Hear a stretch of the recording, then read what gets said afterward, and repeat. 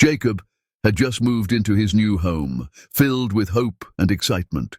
Jacob takes pride in his beautiful dwelling, feeling content and at peace in the meticulously maintained community. Recently, an unusual event began to unfold, shrouded in mystery and suspense. His Wi-Fi had been running noticeably slower. The next morning, as David was taken aback. He had hardly an eyebrow and asked, "You've been stealing my Wi-Fi?" was the last straw for Karen. Her expression contorted with false alarm. He's trying to hack into people's homes.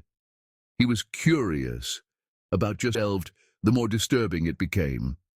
Third, unwittingly setting off a chain reaction that would uncover far more than a hijacked internet connection.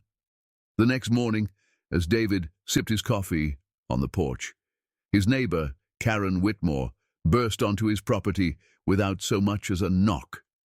Karen was a middle-aged woman with impeccably styled blonde hair, an air of entitlement, and an unmistakable aura of superiority. Without wasting a moment, she launched into a tirade. "Did you change your Wi-Fi password?" she snapped, arms folded tightly. David was taken aback. He had hardly exchanged a word with her since moving in, yet here she was, acting as though he owed her a detailed explanation. "Yeah, I did," he replied casually. "Why?" Karen demanded, her face flushing with anger. "Because my internet stopped working," he explained coolly. "I've been using that connection for months, and now I can't do anything," she fumed, leaving David dumbfounded. Without any effort to deny the facts, he raised an eyebrow and asked, "You've been stealing my Wi-Fi?" Karen scoffed, as if the very notion of theft was beneath her. "It's just the internet," she retorted. "You people always blow things out of proportion. It's not like you're paying extra for it." Taking a deep breath to keep his composure, David countered, "It's my Wi-Fi. I pay for it. I don't owe you access." That remark was the last straw for Karen. Her expression contorted into pure rage. "Oh, I see what's going on," she sneered. "You don't belong in this neighborhood, and now you're playing games with the people who actually do. I'm calling the police." Before David could react, Karen whipped out her phone and dialed 911. He listened in disbelief as she fabricated a story on the spot. "There's a suspicious man in my neighborhood," she declared, her voice forced with false alarm. "He's trying to hack into people's homes. He's harassing me right now. I feel threatened." David shook his head in dismay, watching her smirk as she spun her tale. She believed she wielded power and could manipulate the system, but Karen had no idea what was coming. As David waited for the inevitable arrival of the police, he refused to let Karen's aggression rattle him. Instead, he was curious about just how deep this rabbit hole went. After all, she had openly admitted to using his Wi-Fi, so why was she so desperate to keep it? With nothing else to occupy him, he returned inside, settled at his desk, and pulled up his router's connection history. The results sent a chill down his spine. At first, all he saw was ordinary activity, routine browsing and streaming. But the deeper he delved, the more disturbing it became. There were multiple visits to racist forums overflowing with hate speech, conspiracy theories, and calls for violence. Evidently, Karen had spent hours on these sites, posting under anonymous usernames, unleashing venom against minorities, and even doxing those she despised. The eerie atmosphere around Jacob's neighborhood was growing thicker by the minute. That was troubling enough, but then he uncovered involved in serious crimes, while pretending there was a record of a login attempt to a forbidden site. But this time, she'd chosen the wrong person to action. She rushed toward them, her face arrowed. "Ma'am, please, done. I knew I had to call you before he could, with credit card information being processed on disreputable websites." David leaned back in his chair and exhaled sharply. This woman was involved in serious crimes while pretending to be the victim. And she'd been exploiting his Wi-Fi to carry out her operations, likely thinking it would help her cover her tracks. His jaw tightened in anger. She had even called the police over nothing more than an internet password. Yet she was the true culprit. Then he spotted one final piece of damning evidence. There was a record of a login attempt to a forbidden site flagged for trafficking explicit material. David's stomach churned. If the authorities were to dig into her browsing history, who knew what else might surface? Without wasting a moment, he snapped screenshots and saved everything onto a USB drive. Karen had spent years under the impression that she could do whatever she wanted, shielded by her privilege and quick to weaponize the police at her whim. But this time, she'd chosen the wrong person to mess with. The sound of sirens sliced through the afternoon air, growing louder as a patrol car pulled into David's driveway. Two officers stepped out. Officer Jordan, a tall, composed black man, and Officer Miller, his shorter, sturdier white partner. Both maintained inscrutable expressions as they approached. Karen, still lingering in David's yard, immediately sprang into action. She rushed toward them, her face contorted in an exaggerated blend of fear and outrage. "Officers, thank goodness you're here!" she cried, her voice trembling with feigned distress. Pointing a quivering finger at David, she declared, "That man, he's been hacking into my devices. I think he's stealing personal information from the entire neighborhood. I don't feel safe." Officer Jordan's eyes narrowed. "Ma'am, please slow down. Can you tell us exactly what happened?" Karen drew in a shaky breath and launched into what could only be described as a performance of a lifetime. "I was sitting at home, minding my own business, when suddenly my internet stopped working. I realized he must have hacked into my network. When I confronted him, he became aggressive, threatening me and refusing to fix what he'd done. I knew I had to call you before he could do something even worse." Officer Miller shot a glance toward David, who stood. "Could I restore her access? When I refused?" Officer Jordan pulled out his notepad. "All right," already full of holes, and now the accused man fell silent, save for the faint hum of "He's dangerous." The officer from over, and the mystery only. "This woman has been using my Wi-Fi without permission for months. I changed my password this morning, and she showed up at my door demanding that I restore her access. When I refused, she completely lost it and called you." Officer Jordan's expression remained neutral, but Officer Miller let out a short, skeptical chuckle. "Wait, she called the police just because you changed your Wi-Fi password?" Karen snapped her head toward Miller, her face twisting in anger. "It's more than that. He's been hacking. He's probably engaged in illegal online activities. You need to check his devices before it's too late." Officer Jordan pulled out his notepad. "All right, let's slow down. Karen, you're alleging that David has been hacking into your devices. Do you have any proof?" Karen hesitated. "Well, no, but—" "And David," Officer Jordan continued, "you're saying that she's been using your internet without permission." David nodded. "And I can prove it." The two officers exchanged a knowing glance. Karen's story was already full of holes, and now the accused man was offering evidence. Officer Jordan motioned toward the house. "All right, let's see what you've got." As they stepped inside, the air seemed to thicken with tension. David led them to his computer, the screen still displaying the incriminating data. The officers leaned in, their faces illuminated by the eerie glow of the monitor. The room fell silent, save for the faint hum of the computer. Officer Jordan's eyes scanned the screen, his expression growing more serious with each passing second. "This is quite a lot," he muttered, exchanging a glance with Officer Miller. The sense of unease deepened, as if the walls themselves were closing in. Karen's voice pierced the silence from outside. "What's taking so long? He's dangerous." The officers ignored her, their focus entirely on the evidence before them.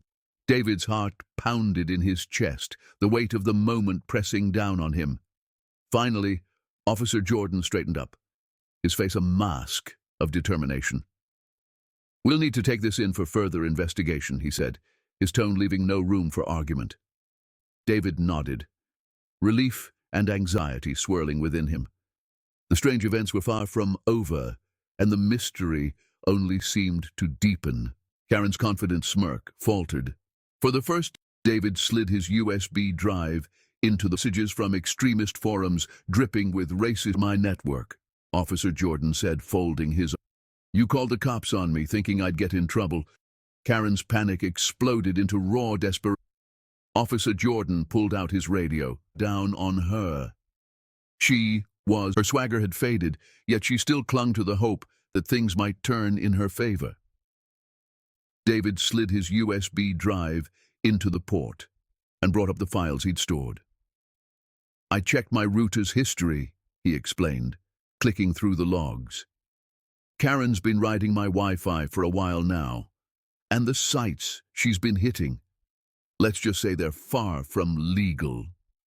Officers Jordan and Miller leaned in as the screen revealed the evidence: multiple transactions tied to fraudulent websites, messages from extremist forums dripping with racist vitriol, and worst of all, an attempt to access a website flagged for child exploitation. Officer Miller let out a low whistle. "Jesus!" Karen went pale. "That's not mine. He's making this up," she shrieked, but David didn't even bother to glance her way. "Karen, your IP address is right here. You were using my connection, remember? That means every online move you made was logged under my network," Officer Jordan said, folding his arms. "So let me get this straight. You've been freeloading on his Wi-Fi without permission, and now you're saying he somehow cooked all this up?" Karen's mouth flapped open and shut like a fish gasping for air. "It's a setup. He's some kind of hacker. I told you he was dangerous."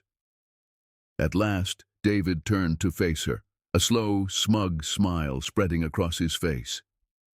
"Karen, you called the cops on me thinking I'd get in trouble, but all you did was bring them straight to your own crimes." Officer Jordan exhaled through his nose, clearly unimpressed. "Karen, I have to say, this isn't looking good for you," he added, with Officer Miller nodding in agreement. "Yeah, and you know what? I think we need to dig a little deeper into what else you've been doing." Karen's panic exploded into raw desperation. "No, no, this isn't fair. He's the criminal." In a blind burst of fury, she lunged at David, her manicured nails aimed straight for his face. Before she could land a hit, Officer Miller caught her wrist and twisted her arm behind her back. "That's assault on top of everything else," he said coolly. Karen let out a strangled scream. "You can't do this. I'm the victim. You don't understand." Officer Jordan pulled out his radio. "Dispatch, we have a suspect in custody, requesting backup for further investigation." Karen's breath hitched. "Suspect? No, wait. You don't understand." David crossed his arms, watching as reality crashed down on her. "Oh, we understand just fine." For the first time in her life, Karen realized that her cries wouldn't save her. The full weight of her predicament finally bore down on her. She was cornered. The officers weren't buying her story, and now they had solid evidence against her. Instead of backing down, her desperation morphed into pure rage. "You lying thug!" she shrieked, her face contorted in fury as she lunged at David. The peculiar happenings in this neighborhood show no sign of stopping, adding to the suspense. David barely flinched. He'd expected this. "Do this to me!" she screamed, thrashing violence, struggling to restrain her, stiffened in shock into the worst day of your life. David watched as they hauled her outside. David chuckled. Not long before the story spread like wildfire, in crystal clear detail, and nothing. Her loss of control was painfully obvious. You think you're gonna do this to me? She screamed, thrashing violently. I'm a woman. Do you really expect anyone to believe him over me? She added. And then, as if the situation couldn't worsen, she did the unthinkable. She spun toward Officer Jordan, her eyes blazing with pure hatred, and spat directly in his face. In an instant, the room fell deathly silent. Even Officer Miller, who had been struggling to restrain her, stiffened in shock. David, who had been standing there with quiet amusement, felt his stomach turn. Officer Jordan slowly wiped his face, his jaw clenching. He had dealt with racism before, but this was something else entirely. His hand hovered near his cuffs as he took a deep, steadying breath. Miller shook his head in disgust. Well, congratulations, Karen. You just turned a bad situation into the worst day of your life. Without even looking at her, Officer Jordan pulled out his handcuffs. Karen Whitmore, you're under arrest for assaulting an officer, cybercrime, and fraud. The moment those words left his mouth, Karen snapped. No! No, you can't do this, she screeched, kicking wildly as Miller and Jordan worked to restrain her.